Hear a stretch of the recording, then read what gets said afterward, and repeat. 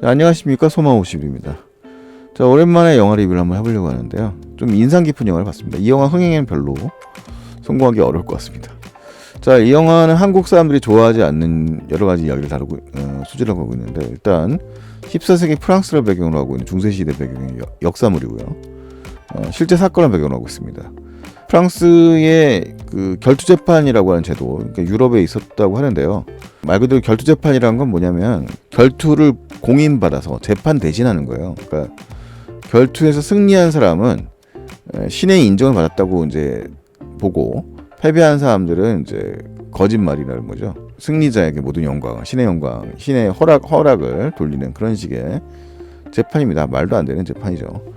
어쨌든 실제로 프랑스에서 역사적으로 공인을 받은, 이제 황제로부터 공인을 받았던 마지막 결투 재판을 소재로 하고 있습니다. 원작은 에릭 제거의 라스트 듀얼이라는 소설이고요. 국내에도 출판이 되었습니다.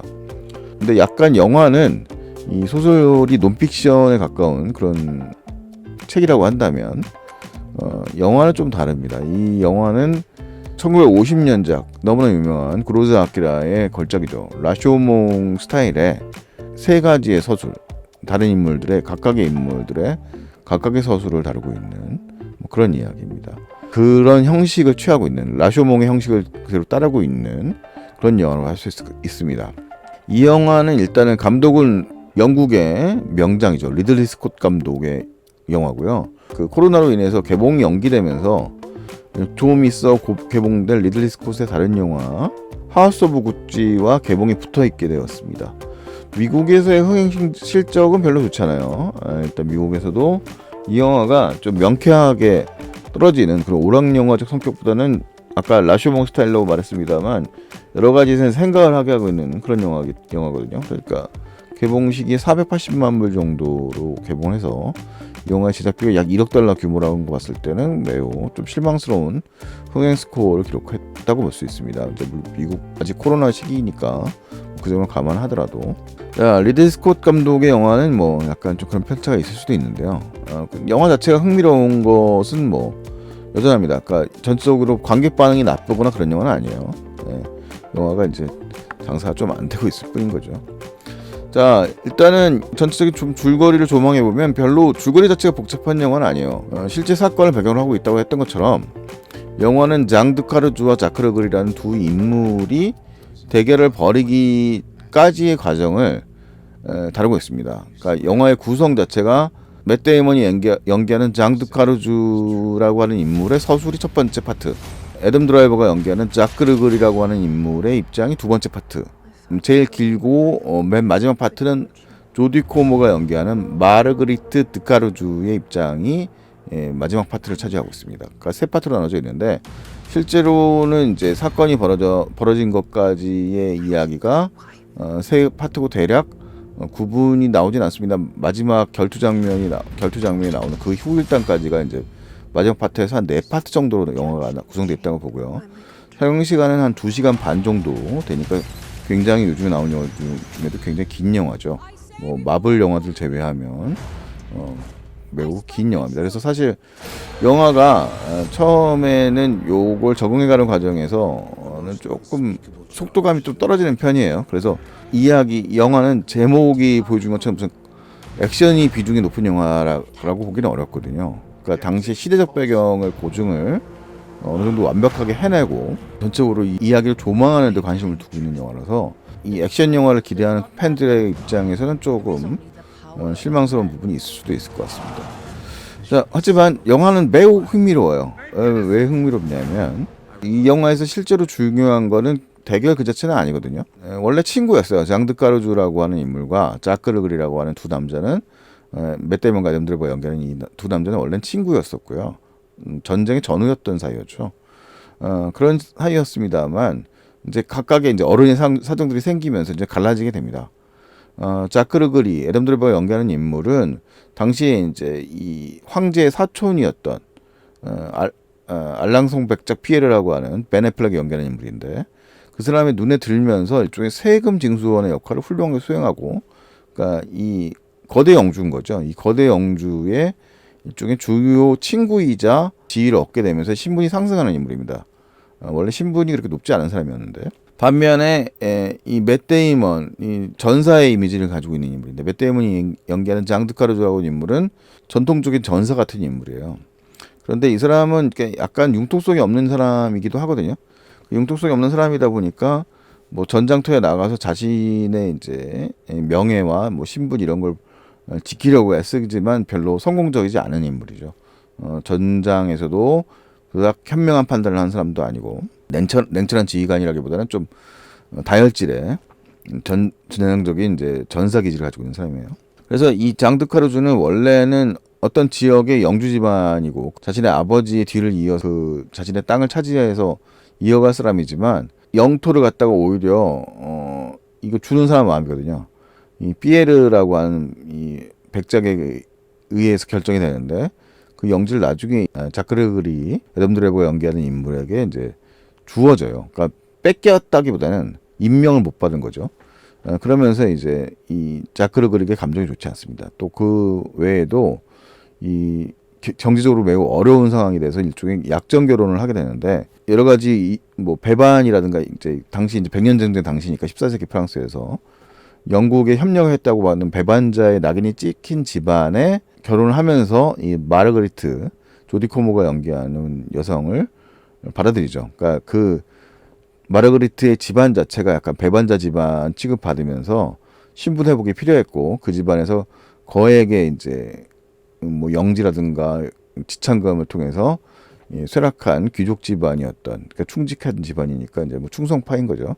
이 카르주에게 이제 이 여성을 시집 보내는 거예요. 하지만 이제 그 사람이 그 집안에 주려고 했었던 주요한 영지가, 지참금을 주려고 했던 땅을 결과적으로 자크르그리 애덤 드라이버에게 갑니다. 그러니까 두 가지의 이제 자신에게 중요한 재산들을 갖다가 뺏겼다고 생각하는 거죠. 이 장드카르주는. 입장이 이제 서술되는 거예요. 이 장드카르주의 입장에서 당연히 자기에게 주어져야 될 몫이 자기 친구이긴 했지만 굳이 받아야 될 이유를 잘 모르겠을 만한 자크르그리 애덤 드라이버 연기하는 인물에게 갔다라는 입장으로 이제 서술되는 거죠. 거기다가 이 자크르그리라는 인물이 내가 전쟁터에 갔다 왔더니 자신의 와이프를 강간까지 했다고 하더라. 그래서 얘랑 싸울 수밖에 없어. 내 명예는 떨어질 대로 떨어졌고 이놈이 나의 명예를 떨어뜨렸으니까 얘랑 싸워야 되겠다. 이렇게 되는 거죠. 결투가 하게 됐다. 반면 이제 이 영화의 줄거리 이제 같은 얘기입니다만, 자크르그리의 입장에서는 나는 할 일을 열심히 했을 뿐이고 그에 대한 보상으로 그렇게 주어지게 되었다라는 거고, 이 마르그리트라고 하는 여성 역시도 너무 지적인 여성인데, 이 장드카르주라고 하는 그 남자는 진짜 문뱅의 남자고 이 여성과 격이 맞지 않은 인물이었기 때문에 이 여성이 지적인 자크르그리에게 일종의 추파를 어느 정도 던졌고, 그 다음에 그래서 나는 그 여성을 사랑하는 마음이 너무 강해져서 이 여성을 일종의 강간을 했다는 거예요. 근데 물론 우리 입장에서 강간이지만 자크르 입장에서는 꼭 그렇지만은 않다, 이렇게 설명이 되는 거죠.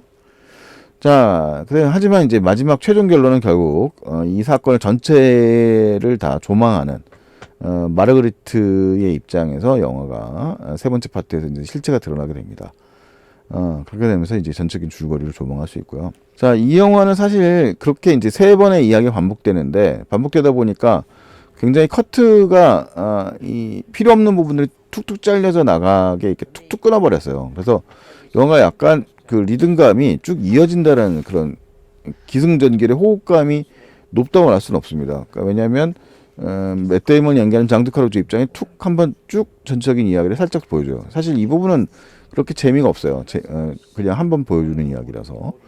근데 이제 그것의 변주가 이제 자크르그리 부분에서 또 다시 변주가 되죠. 자신의 입장에서 또 그 각각이 이제 살았던 공간이 다르고, 그다음에 각자의 변명이 또 다르기 때문에 두 번째가 변주가 되고, 그다음에 이제 세 번째 변주될 때가 제일 재밌습니다. 그 마르그리트 카르주의 입장에서 이 두 어리석은 남자들의 입장들을 전체로 조망하고, 이 여성의 입장에서 이 사건을 재구성하면서 영화 전체 그림이 그려지고요.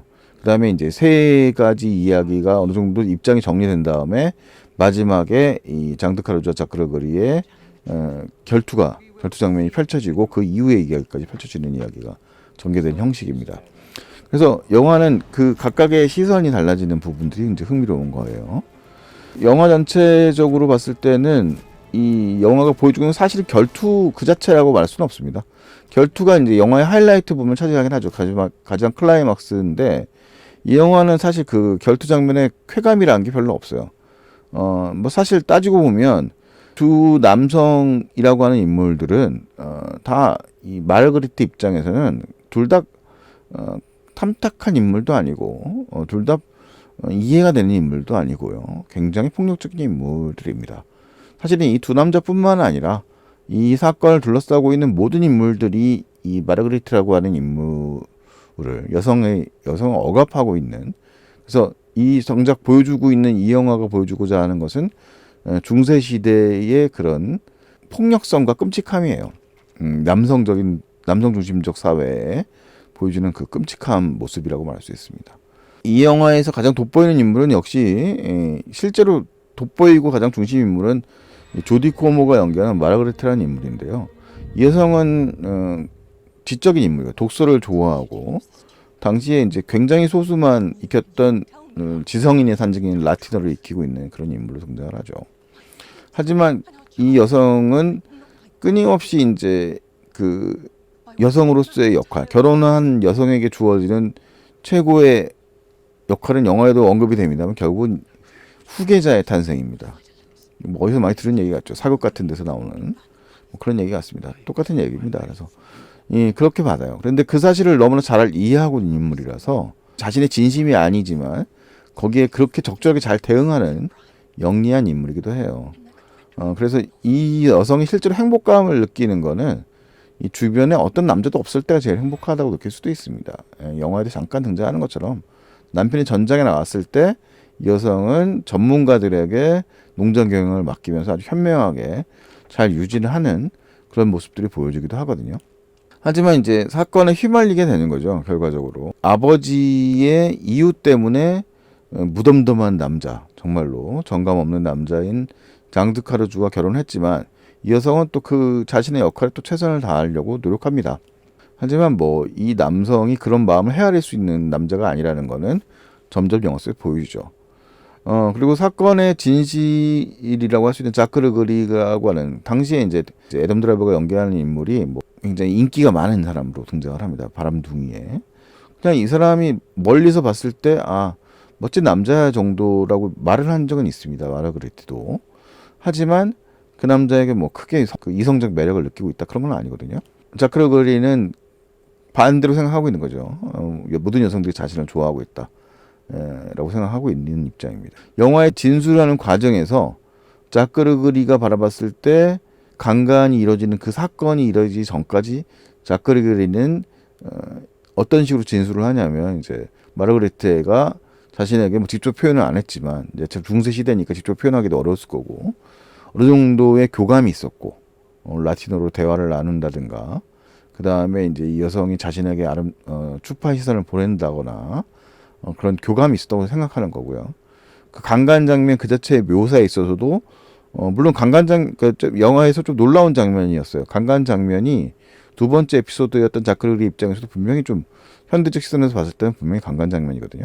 자, 그런데 그 장면이 이제 왜 이렇게 연출됐느냐. 그러니까 세 번째 장면에서도 반복이 돼서 좀 더 확실한 실체가 드러나게 되는데 마르그리트의 서술의 장면에서도 반복이 되기 때문에 좀 더 보여지는데 그 장면의 묘사가 좀 더 잔혹해지죠. 아무래도. 뭐, 근데 그렇게 아주 또 확실하게 뭐, 약간 구분될 정도로 보이지는 않습니다. 섬세한 폭력에 대한 저항의 묘사라든가, 디테일한 부분에 있어서의 좀 차이들을 좀 보여주고 있어요. 확실하게 더 나쁜 짓을 했다는 것, 더 폭력적인 강간이었으면 분명히 보여주는 것은 마르그레트의 시선이에요. 하지만 자크리즘 장면에서도 그렇게 비슷하게 강간인 건 어느 정도 우리가 봤을 때 관객 입장에서 봤을 때는 분명히 보여지거든요. 그런데 그렇게 연출된 의도는 있는 거예요. 왜냐하면 자크르그리가 서술하는 장면은 장면이라든가 서술의 과정에서는 당시의 중세시대의 시선으로 봤을 때는 이 여성이 분명히 어느 정도 교감이 있을 것이라는 식으로 유혹자 역할을 어느 정도 했을 것이고, 그런 것들이 강간 자체의 저항은 자연스러운 정도의 반응이었을 것이라는 식으로 돼도 충분히 허용이 가능한 시대였다는 거죠.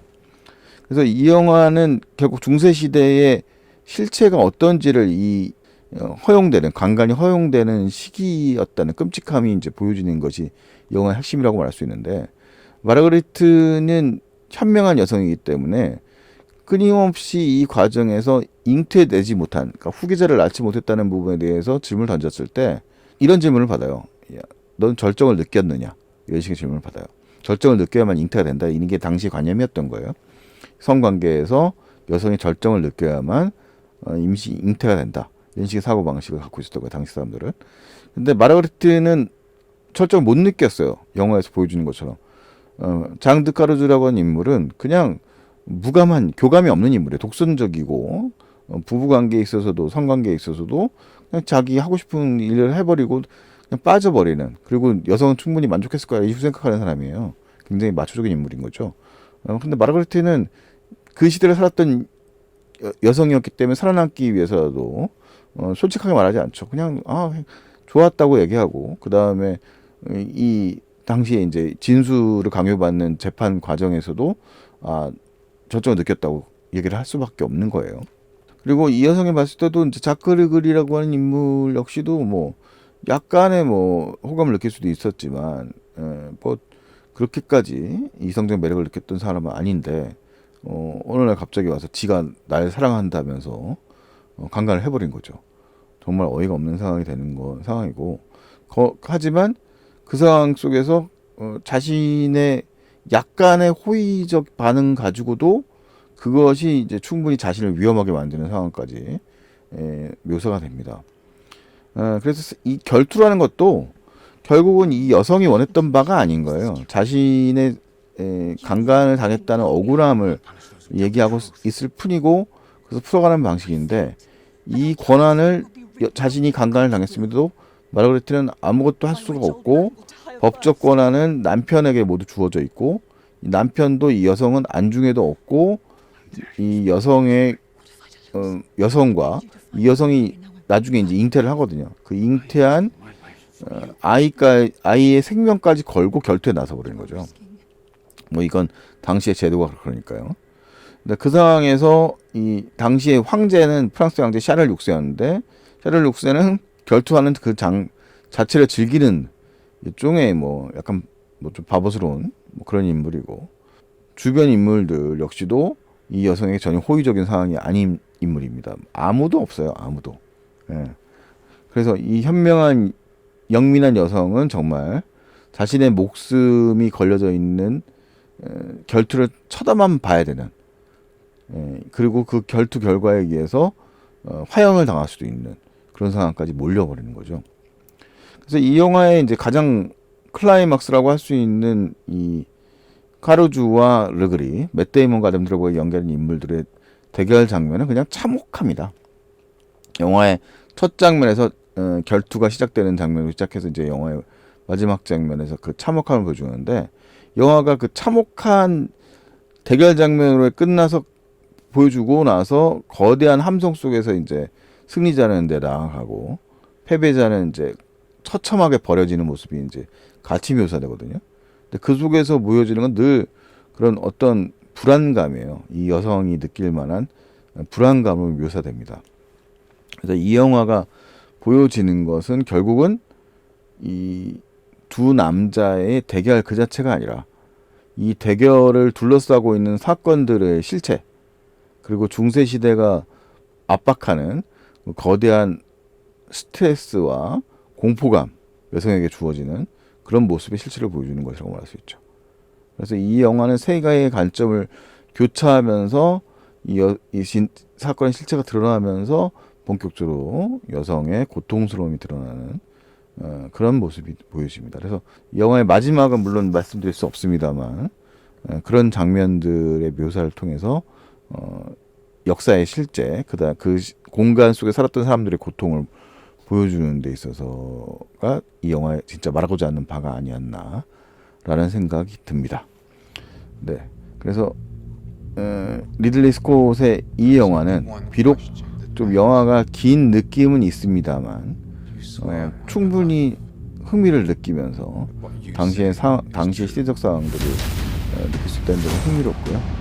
뭐 약간 아쉬운 점은 있는데 뭐 흥행을 생각하거나 이 영화가 미국에서 만들어진 영화를 생각을 해보면 캐스팅이라든가 뭐 영어적 구사, 그러니까 등장인물들은 뭐 영미권 배우들이거든요. 모두 이 남자들 맷 데이먼, 애덤 드라이버, 벤 애플렉은 모두 미국 배우들이고요.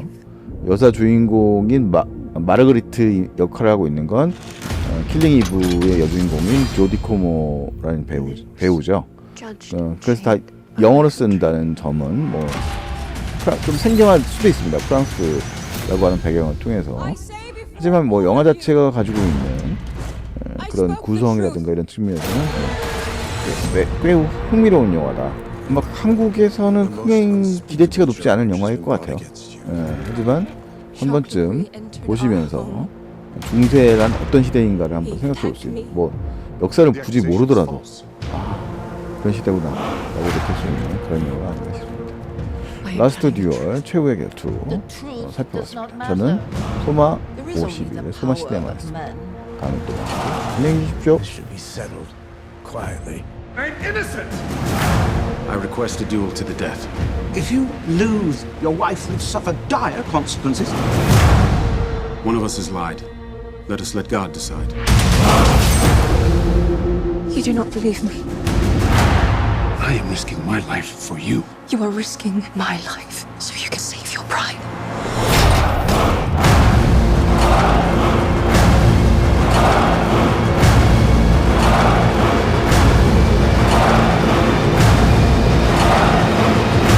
Penalty